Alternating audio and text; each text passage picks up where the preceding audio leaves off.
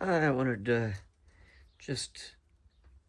uh, I just fixed this RGB1401 chassis, and I filmed an overview of it for a YouTube video. I did want to just film that it does fire up.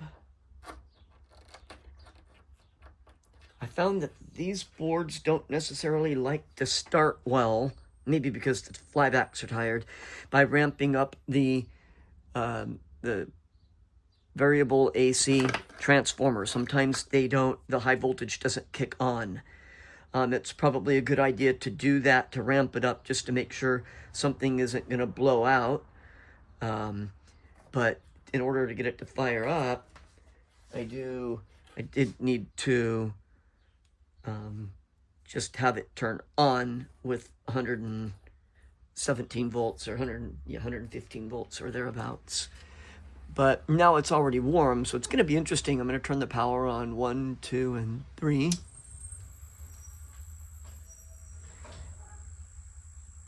And there we go.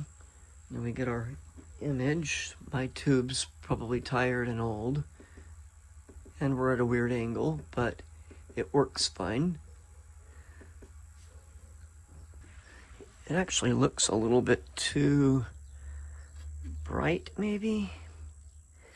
It's kind of hard to tell. I have my garage door open too, and it's kind of brightly overcast. I don't know if that makes sense, but and plus my knob's messed up here. Well, anyhow, it has an image, and we'll take it. There we go. But now I'm going to turn it off. I'm going to turn the variac down. I'm going to turn it on. I'm going to slowly ramp up and see if it kicks in now that it's warm. When it was cold, it wouldn't start. But now that the tube is warm and the heater's been running, let's see.